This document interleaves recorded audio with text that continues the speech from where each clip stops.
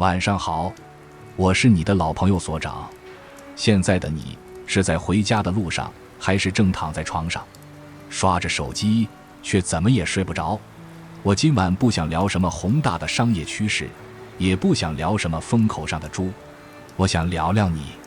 对，就是那个此刻感到有点累，有点焦虑，或许还有点迷茫的你。最近我总听到一个词叫红利，大家都在找红利，平台红利、流量红利、政策红利，每个人都像是一个红了眼的赌徒，在时代的赌桌上寻找下一张能翻盘的底牌。但是朋友，我想让你停下来，深呼吸一下，真的试着深呼吸一下。你有没有想过，如果这个时代所有的泡沫都挤干，所有的风口都停歇，我们手里还剩下一张什么牌？我前2天翻看俞敏洪的一段采访，有句话像针一样扎了我一下。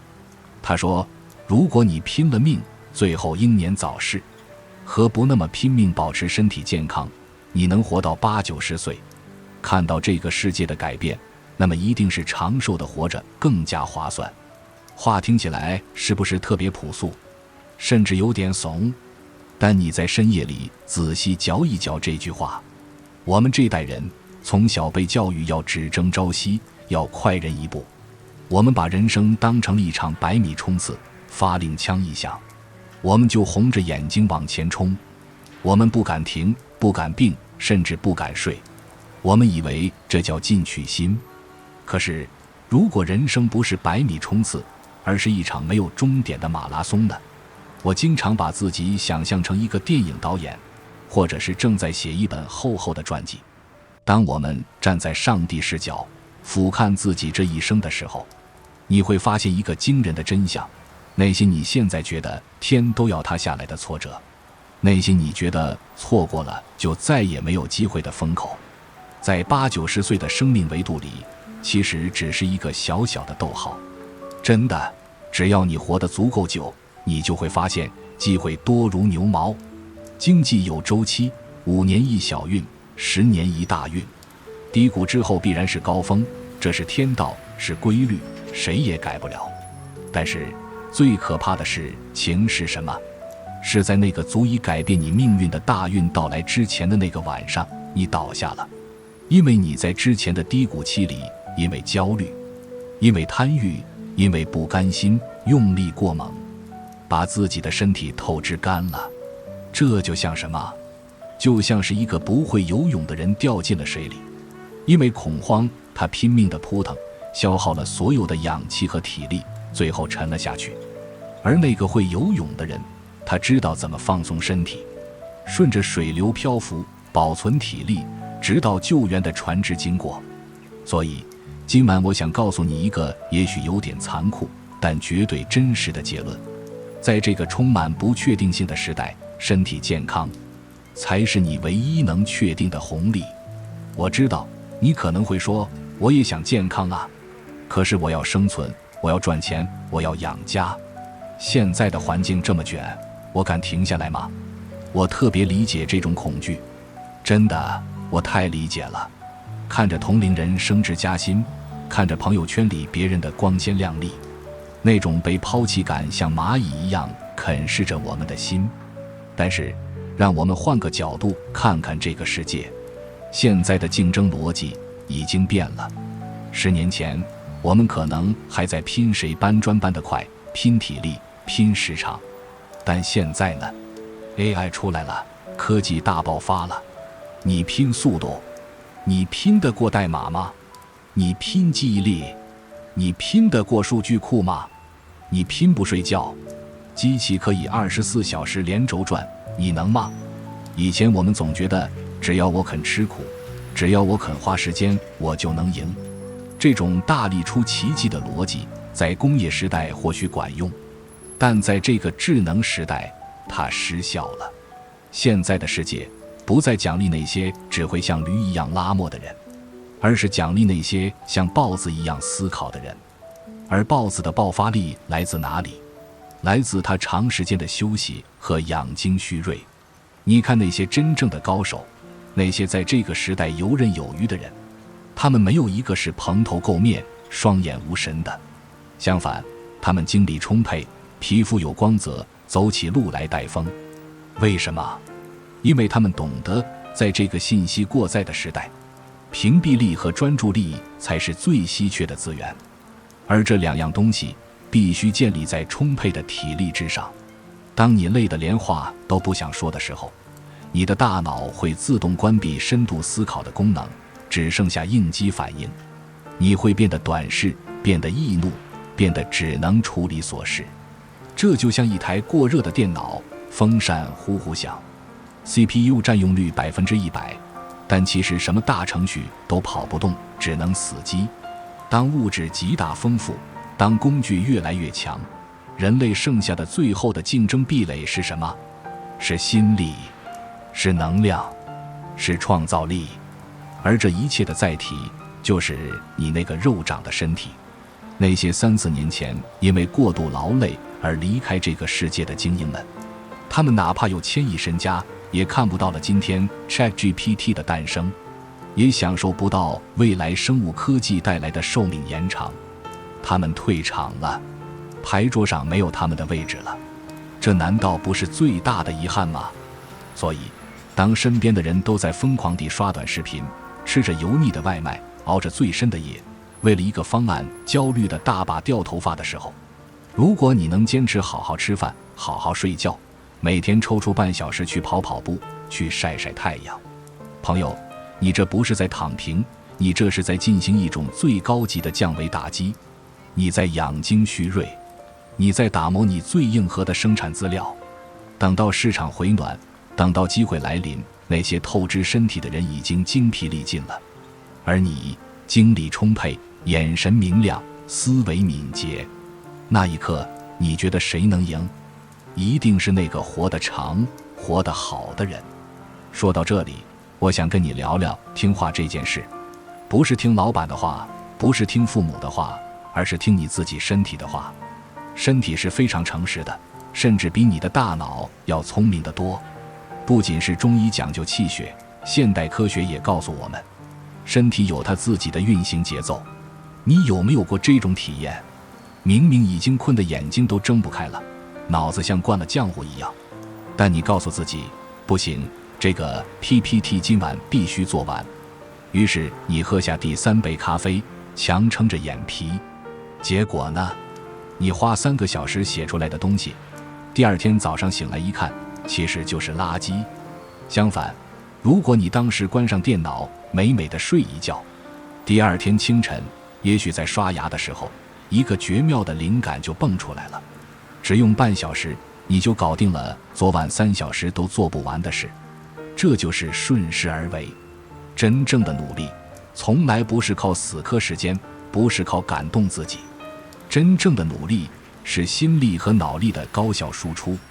28定律告诉我们，20%的关键节点决定了80%的结果。而要抓住那20%的关键节点，你需要的是一个清醒的大脑，而不是一个疲惫的躯壳。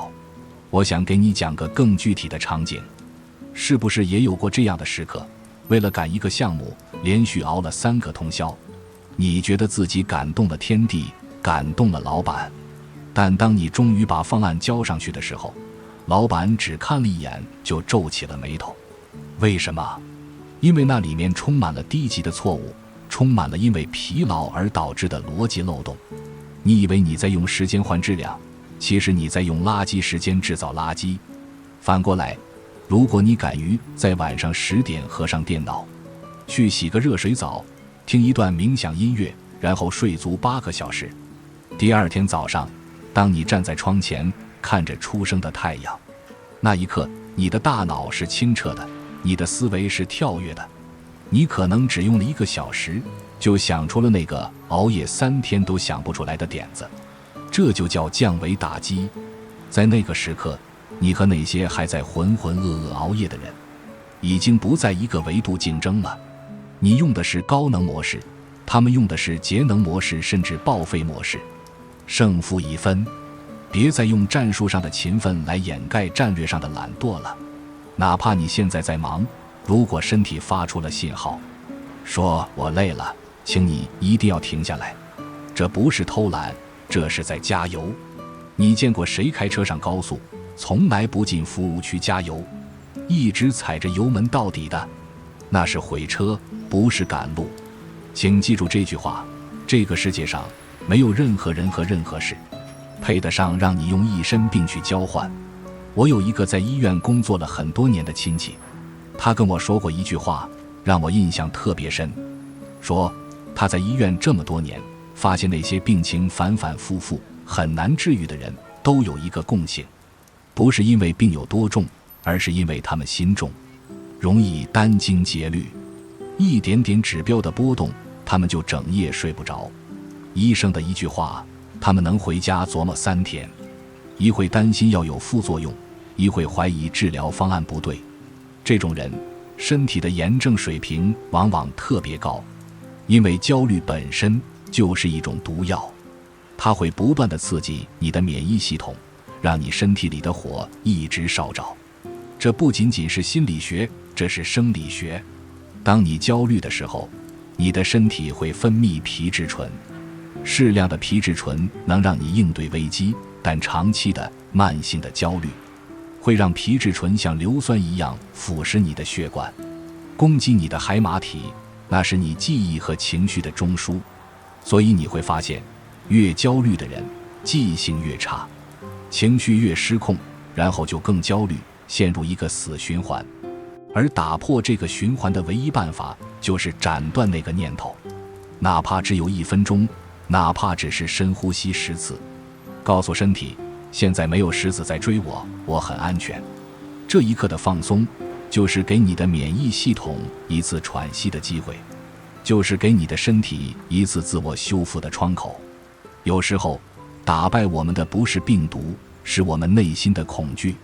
你担忧的那些事，99%都不会发生，但你为了这99%不会发生的事，预支了100%的痛苦。这笔账太不划算了。老话说，车到山前必有路，这不完全是唯心主义，这是一种生存智慧。有时候，你需要一点盲目乐观，你需要哄着自己，像哄一个孩子一样。当你焦虑的时候，试着对自己说，嘿，你已经做得很棒了。流水不争先，争的是滔滔不绝。事缓则圆，别急，慢慢来。从中医的角度讲，每一个起心动念都是在耗能。那些真正的修行者，为什么看起来总是神采奕奕？因为他们懂得守神，他们不把能量浪费在无谓的纠结、内耗和恐惧上，保持内心的平静，让身体进入低功耗模式，这才是最高级的养生，也是最高明的投资。所以在今天节目的最后，我想送给你3个小建议。不要把它当成建议，请把它当成你人生下半场的战略规划。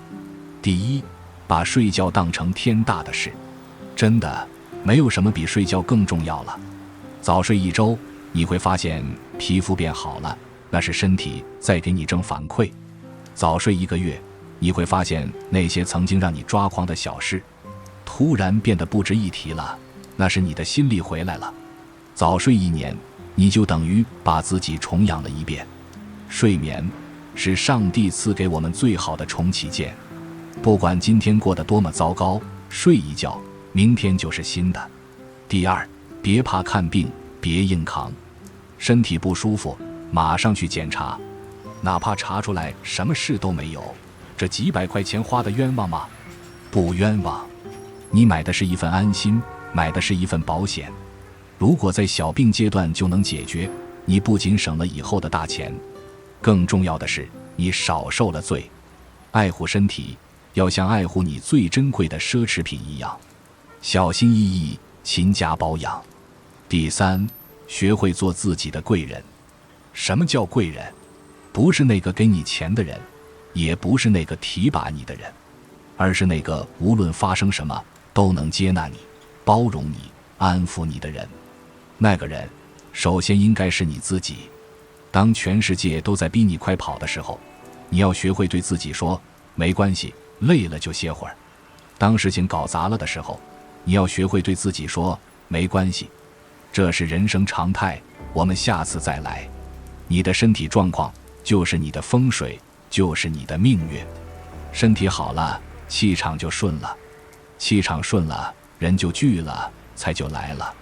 我还要多说一句关于五感的复苏。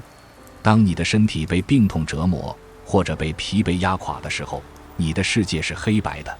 路边的玫瑰花开了，你看不见，你只觉得它挡路。清晨的鸟叫声多好听，你听不见，你只觉得它吵闹。爱人精心做的一顿饭，你吃不出味道，你只觉得是任务。这叫感官关闭，你活在一个封闭的灰暗的隧道里。但是当你把身体养好了，奇迹就会发生。你会突然发现，今天的阳光打在树叶上，那种金黄色是那么通透。你会突然闻到雨后的泥土有一种清新的芳香。你会突然感觉到手里这杯热茶的温度顺着喉咙流下去，是那么抚慰人心。这就是活着，这才是我们拼命赚钱、拼命努力想要换来的东西，不是吗？如果你赚了全世界，却失去了感受这杯热茶的能力，那你到底赢了什么？当你能吃得下饭、睡得着觉、笑得出来的时候，你就有能力去调动你的五感，去感受清晨的风，去感受路边的花，去感受这世间一切美好的事物。那才是活着的滋味啊！好了，夜深了，现在的你是不是感觉肩膀稍微松下来了一点？别想了，放下手机，关上灯。这世界离了谁都照样转，但你的世界离了你就崩塌了。去睡个好觉吧，晚安。